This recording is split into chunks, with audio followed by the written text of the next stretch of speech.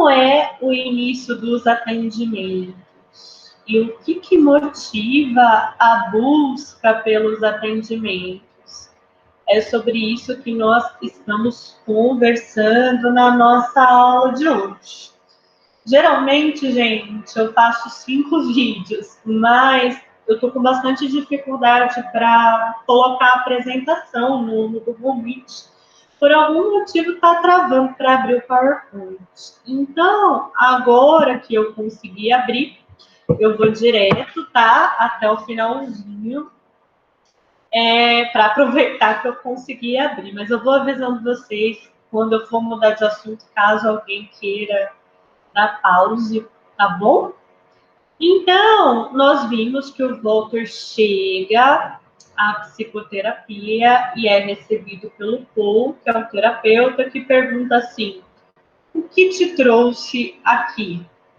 E o Walter, ele também, além das coisas que ele falou, sobre não ter tempo, sobre querer respostas rápidas, ele também explica que não foi a ideia dele ir até a terapia. Então, vamos ouvir o que o Walter diz para o Paul. O Walter diz assim: em primeiro lugar, não foi ideia minha vir. E aí, como é que será que a gente age se a pessoa fala que não foi ideia dela, escolha dela, desejo dela? O que vocês imaginam que a gente pode fazer, comentar ou perguntar? Então, o Walter está dizendo: em primeiro lugar, não foi minha ideia vir. E o Paul pergunta: não? Ele fala: foi da Connie, a minha esposa. O Paul diz: e sobre o que ela queria que conversasse? O Walter responde: o sono. Então, existe aí o que a gente chama de queixa, né? Lembrando que a queixa é um motivo consciente de buscar terapia, é algo que a pessoa descreve, que ela reclama, então ela está consciente daquela dificuldade, daquele problema. No caso, ele diz o sono. O que mais que o Walter conta? Eu não tenho dormido muito ultimamente. O que nós devemos fazer, doutor? Ou seja, né, mais uma vez vocês veem como essa posição do Walter de querer uma resposta se manifesta. E mais uma vez, por mais que o Walter tenha essa postura mais de confronto, de desconfiança, isso não é algo específico do Walter. Isso tem a ver com o fato de que uma pessoa está sofrendo. E quando alguém está sofrendo e busca atendimento psicoterapêutico, essa pessoa deseja uma resposta, ela deseja uma solução.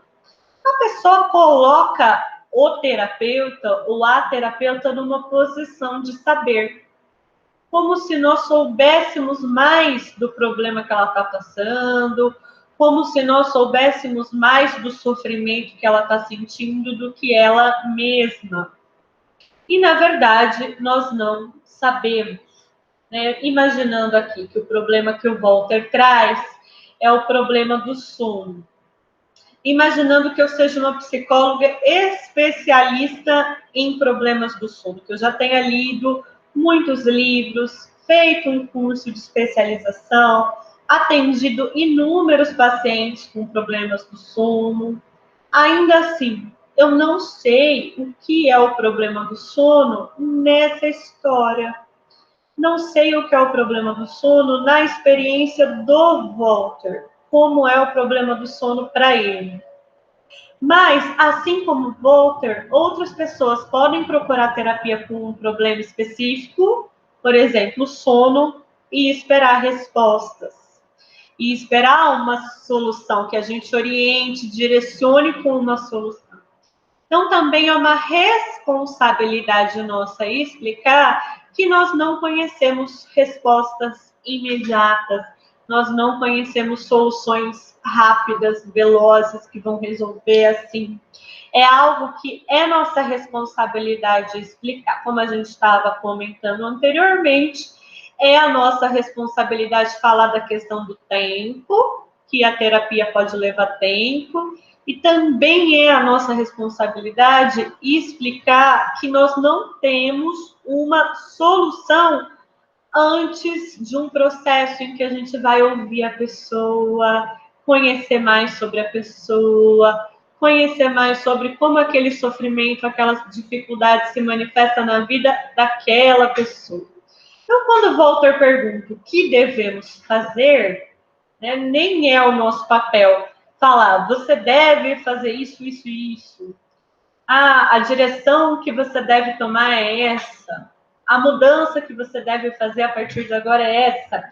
Até porque, ouvindo tão pouco alguém, não tem como visualizar possibilidades. A gente precisa entender como aquela questão está naquela história de vida. Mas a gente deixa a pessoa sem resposta? Não. Né? É um direito da pessoa saber como é o tratamento, principalmente nos primeiros atendimentos, mas a gente sempre pode explicar como o tratamento acontece. Vamos ver como é que o Paul escolheu explicar quando o Walter responde. Desculpa, quando o Walter pergunta: o que devemos fazer, doutor? O Paul responde: para ser sincero, eu não sei exatamente. Então, o que o Paul está dizendo aqui, para ser sincero, eu não sei exatamente, tem tudo a ver com o que o Freud fala no texto início do tratamento, que a gente não tem como garantir, como prometer, como definir, como determinar quais vão ser os efeitos de antemão, né, com antecedência, antes do tratamento começar. Vou ler aqui o trechinho do Freud. Ele diz: o analista é certamente capaz de fazer muito, mas não pode determinar de antemão exatamente quais os resultados que produzirá. Ele coloca em movimento um processo, o processo de solucionamento das repressões existentes. Lembrando desse trecho, gente, vocês vão sempre pensar que se num começo de tratamento, na busca de convencer o paciente, querendo muito que ele fique, eu vou lá e prometo que a psicoterapia é algo que vai fazer bem, garanto que mudanças boas vão acontecer, que soluções vão ser encontradas, afirmo, vai dar tudo certo, você vai ver só, vai ficar tudo bem. Eu estou tendo uma postura contrária ao processo psicanalítico. Eu estou enganando. Porque quando a gente dá início ao processo psicanalítico, a gente não sabe quais efeitos acontecerão. A gente não sabe como esse processo será. Significa que não vai ter efeitos? Não. Mas significa para que possam acontecer efeitos, é necessário que um processo comece. E esse processo vai depender do envolvimento ativo do paciente, da participação ativa do paciente. Então, vamos ver como é que o Paul coloca sobre isso? Ele diz assim: para ser sincero, eu não sei exatamente, mas acho que está sofrendo de algum tipo de ansiedade. E o único modo que conheço para resolver o problema é descobrir o que está causando essa ansiedade. E o único modo de fazer isso é conversando. Então, aqui, o Paul está se responsabilizando para contar para o Walter como é o processo psicoterapêutico.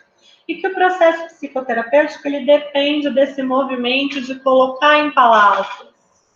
Não existe uma resposta rápida, uma solução pronta antes de conhecer como é aquela questão na vida daquela pessoa. Então, o modo do tratamento psicoterapêutico começar é colocando em palavras. O Walter pergunta assim: devo te contar tudo o que penso?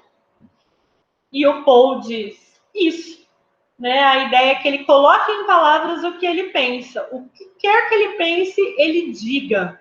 Como que é o nome disso? Como que é o nome dessa regra da psicanálise? A associação livre. Então, como é a técnica, a regra que a gente conhece para que um processo psicoterapêutico possa começar? Que a pessoa fale o que vier ao pensamento, que a pessoa perceba naquele espaço um espaço em que ela pode falar em voz alta o que ela sente, o que ela pensa, os conteúdos que chegarem, mesmo que sejam conteúdos difíceis, inclusive para ela lidar consigo mesma, inclusive na relação dela consigo mesma. Então, Freud, ele diz assim: diga tudo o que lhe passa pela mente. Haja como se, por exemplo, você fosse um viajante sentado à janela de um vagão ferroviário, a descrever para alguém que se encontra dentro as vistas cambiantes que vê lá fora.